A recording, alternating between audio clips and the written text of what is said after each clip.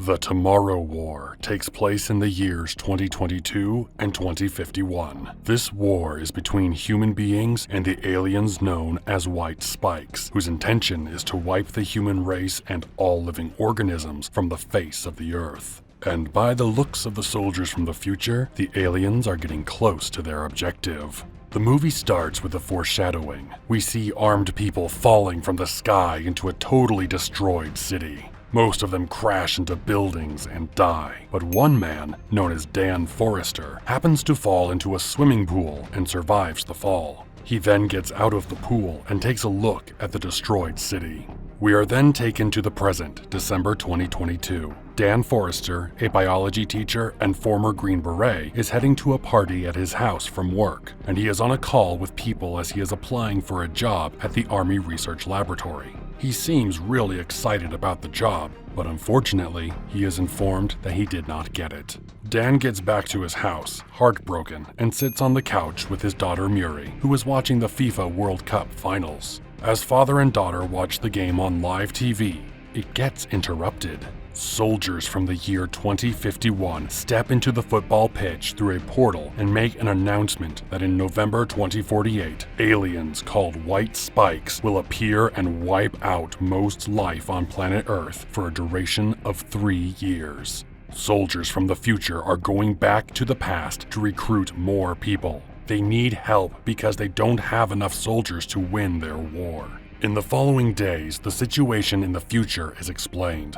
Time travel is enabled by the Jump Link, a wormhole device brought by the future soldiers, and many countries send both trained soldiers and civilians. But the war still gets worse for humanity. We then see Dan in class talking to his students, and he gets a notification that he has been drafted for the war and that he should report to the local base. When he arrives at the base, a group of military staff and doctors start questioning Dan as they sit him down and insert his hand into a machine. Without knowing clearly what he was getting into, they tell him that he will die in the near future, which means that he will not be alive when the war starts, and that qualifies him as a recruit for the war. Before Dan could understand what happened, the doctors surgically attach an armband to his left arm that would send him to the future and back. It will also track his location anywhere on Earth in case he tries to run. The armband can only be removed after he has served his tour. Dan is given 24 hours to get his affairs in order and report for basic training, so he goes and shows his wife the armband. She instantly recognizes what the armband means, so she convinces Dan to ask his father to remove it so they can run away. Dan follows his wife's advice and meets his father.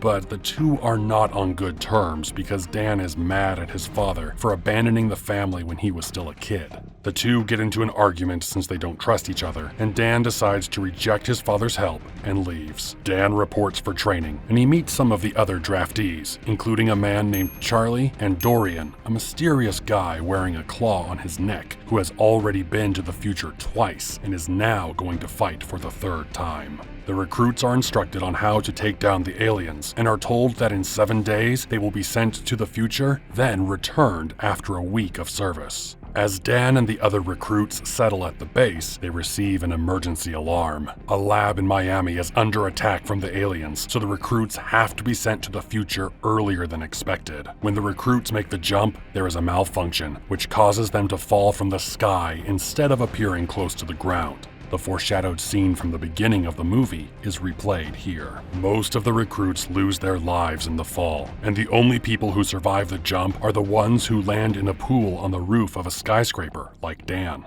Dan and the rest of the team receive new orders from the commander. They now have to rescue her research team from a nearby lab before the city is bombed. When Dan and the team arrive at the lab, they discover that the aliens have already killed the research team. Dan and his team are then ordered to collect the data and vials from the lab, which they successfully do.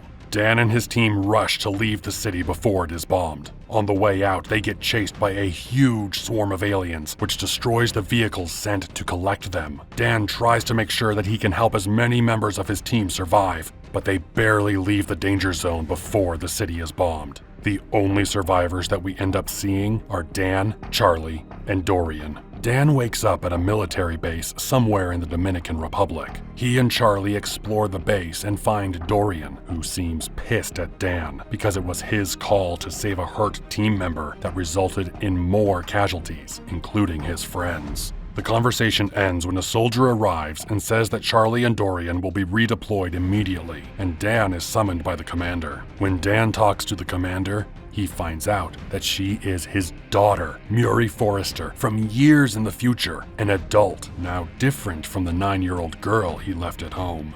Murray tells Dan that she needed him there for a reason and that she will tell him when the time comes. Murray gives Dan a tour of the base and tells him what her research team is doing. Murray is trying to create a toxin that can kill the white spikes and make them go extinct. The problem is that the toxin they have manufactured can only kill male aliens. The female is unharmed by it. So the research team is currently trying to capture a female white spike so that they can make a toxin from it, then take out all of the white spikes and end the war. The team goes to the site where they plan to capture the female white spike, together with Dan and Murray. On the site, they find that all the male white spikes have been put down, but the soldiers are still struggling to capture the female alien. It is bigger and stronger, so it easily knocks the soldiers around, making it impossible to capture. As the soldiers fight to get the female alien into the cage, it screams and calls on its fellow aliens. As a result, a huge number of white spikes appear from the forest and begin attacking the soldiers on site. Dan and Murray jump in to help the soldiers capture the female alien. They manage to cage it, and it gets taken away by a helicopter. But Dan and Murray are left on the ground. The two fight to escape the swarm of aliens attacking the site, and in the end, they get a car and drive away to safety. Dan and Murray get rescued and taken to Deep Swell 9, a military base in the middle of the ocean that is also the center of operations in humanity's fight against the white spikes. Murray starts her research to find a toxin that will kill the female alien immediately, with Dan assisting her. The two work on finding a toxin for hours, but every attempt fails. Murray gets frustrated, so she finally tells Dan why she brought him to the future. Her plan is to make the toxin and then send Dan back to the past with it so it can be mass-produced and used to end the war before it gets bad for humanity. Dan rejects this plan because it means that he will have to leave Murray and the rest of humanity for dead. So he promises her that he will come back as soon as the toxin has been multiplied. Soon after, Murray and Dan successfully make a working toxin, but at the same time, the base gets attacked by an unbelievably large swarm of white spikes who are there to rescue their female.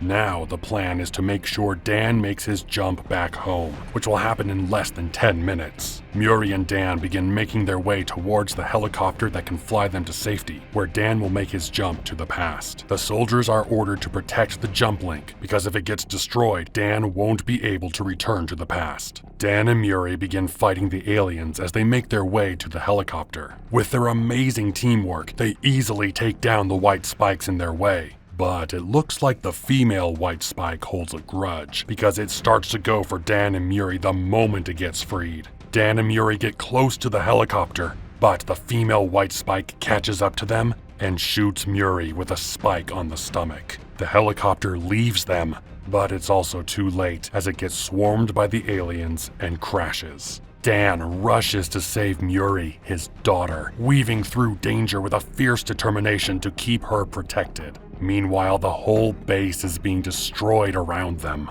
Murray finally gives up because of the pain and stops moving. She gives Dan a vial of the toxin they created and tells him to leave her, but he does not. He insists on helping her. Before the two can have a proper goodbye, the female white spike attacks them. The platform they're on collapses and the alien falls, but it pulls Murray down with her. Dan jumps toward his daughter, but before he can reach her, the jump link activates, and Dan is sent back to his time. When he gains consciousness back in his own time, he tells the soldiers to mass-produce the toxin in his hands so that they can go back to the future and destroy the aliens. But he is told that the jump link has been destroyed and time travel is now impossible. Dan sees Charlie among the survivors of the draftees he jumped with, but the man looks traumatized. Dan goes home and tells his wife about what he saw. He tells her that what bothers him is the fact that he saw his daughter die, and he wants to prevent that from ever happening. As he talks with his wife, she helps him figure out that the aliens landed on Earth years ago, which is why it looks like they came from nowhere. So they might be on Earth in 2022, but will attack in the future. Dan decides to call Charlie and Dorian for help determining where the aliens are hibernating. Charlie takes a look at the claw from the aliens that Dorian wears on his neck, and they find residue of a volcanic eruption on it. One of Dan's students, who is obsessed with volcanoes, helps them pinpoint the exact location where the aliens are at a place in Russia. Dan and his friends take this information to the government for help so they can run an operation in Russia, but the authorities turn them down. So Dan asks his father for help instead. Dan's father provides them with a plane to fly them to Russia, and a team of Dan, his father, Charlie, Dorian, and some soldiers from the future who are still trapped in the past go on a secret mission to destroy the hibernating aliens. They arrive in the icy parts of Russia and start their search for the alien spaceship. They find it buried deep underground, so after a short, heartfelt speech from Dan, they decide to destroy the aliens on their own. Dan's father, James, and Charlie are left outside to stop any aliens from escaping, and Dan, Dorian, and the rest of the team head inside the ship. They find the aliens asleep and try out Muri's toxin on them. The toxin works, and it completely destroys the aliens. Unfortunately, the other hibernating aliens begin waking up, and some of them, including a female, leave the ship. Plans change for Dan and his team. Dorian and the future soldiers decide to stay behind and bomb the whole ship with them, and Dan is told to go and get the female alien that has escaped. Before Dan leaves, Dorian gives him his claw and tells Dan to go and save his daughter. The two men share a short goodbye before going their separate ways. Dan runs out of the ship, and right after he gets out, the whole ship explodes, destroying everything in it. Outside, he finds James and Charlie knocked down by the female alien that has escaped. Dan and his father immediately go after it. They are able to find it, and an intense fight between the two of them and the last white spike begins. The two foresters fight the alien until they run out of bullets, but the thing is still alive. Even when Dan stabs it with a tube of toxin in its hand, it bites the hand off and keeps on fighting. Seeing that they are out of options, Dan jumps onto the monster's back and cuts its throat using Dorian's claw. As the monster flails around in pain, Dan gives the creature Muri's poison, and at last he manages to defeat the final white spike. The movie ends with Dan Forrester, accompanied by his father, returning home and reuniting with his family. As a father myself, I can only imagine the pain of the situation of watching your child die like that. What part of the movie touched you the most? Let me know in the comments below. And while you're there, don't forget to hit the like button and subscribe to the channel so you don't miss our next action-packed recap. Thanks for watching.